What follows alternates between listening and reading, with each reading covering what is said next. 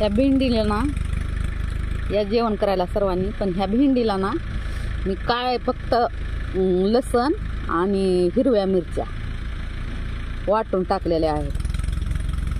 थोडासा पाण्याचा शितोडा देऊन का थोडासा असं मस्तपैकी शिजविलेला आहे. खूप छान असं झालेली आहे भेंडी. गावरान भेंडी आणि त्यात ताजी जर असली ना, ताजी आहे त्यामुळं का एवढी भारी लागायली ना.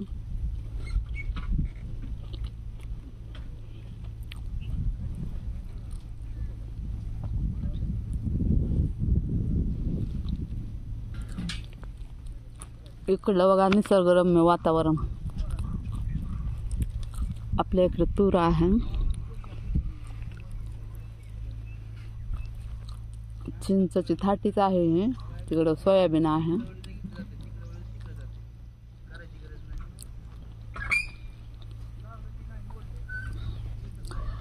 हे आंबे एवढे भारी आहेत ना, खूप भारी आहेत. एकदा जर आंबा खाल्ला का दुसरे आंबेच घेऊन खाऊ वाटत नाही, एवढे भारी आंबे आहेत ते.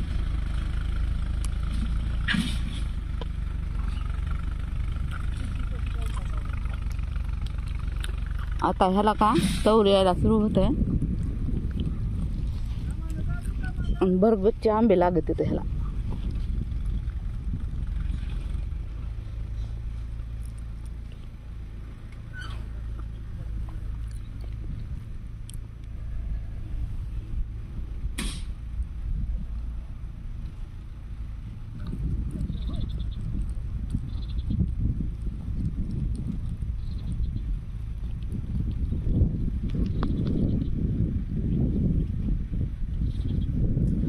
गावरान भेंडीला ना तेलाची पण गरज नसते. भेंडी टाकायची, त्याच्यात थोडा लसण टाकायचा आणि हिरव्या मिरच्या टाकायच्या. अप्रतिम अशी चव लागते याची, प्रतिम.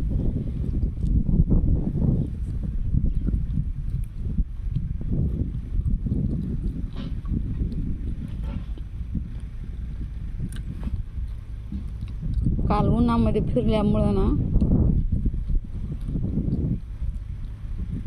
आज नुसते पाय दुखायले. तर ऊन जरा बी सहन होत नाही आणि उन्हाळी लागली.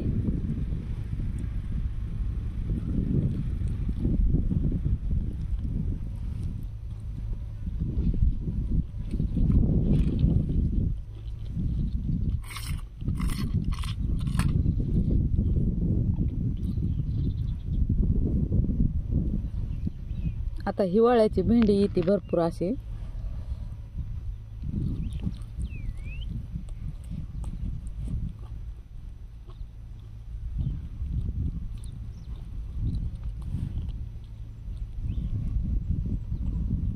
भेंडीला ना काटे असतात जास्त, कारण मला काटा पण मोडला होता इथं भेंडीचा.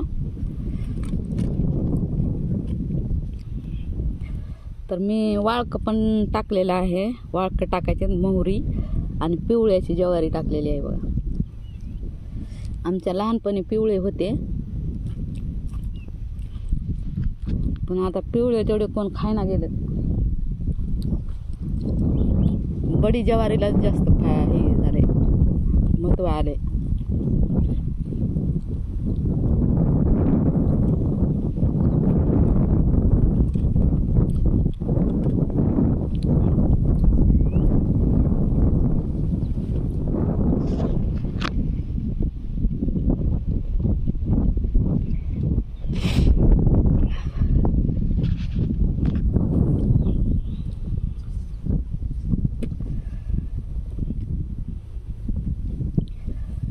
ताजी भेंडी.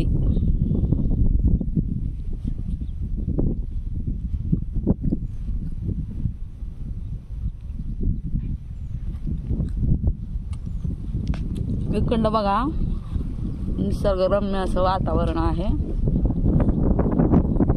तिकडे कारखाना आहे.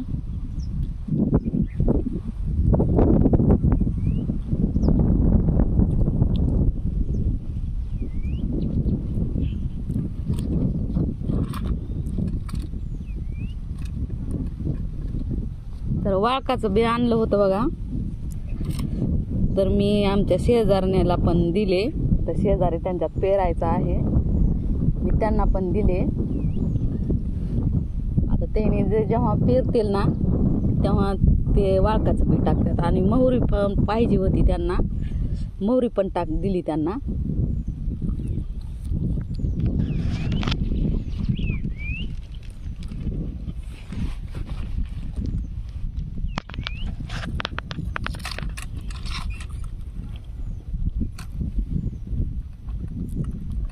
मोहरी जर पूर्ण शेतात टाकली ना तर ती नंतर ती आपले आप येत असते बघा. म्हणजे त्याचं बी गळते खाली, आणि बी गळाल्यामुळं काय होते, ते संपतच नाही. मोहरीची झाडं शेतात तसेच येतात. आपण जर कुठं कडीला ही टाकलं ना एका कडीला, तर मग काय तेवढी कडीला टाकल्यानंतर उपसा तर येता येतं.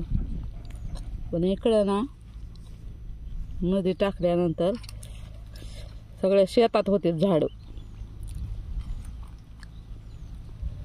आणि मोठे फाटे येतात ना त्याचे डहाळे. त्याच्यामुळं का 8 तासाला टाकायचं आहे.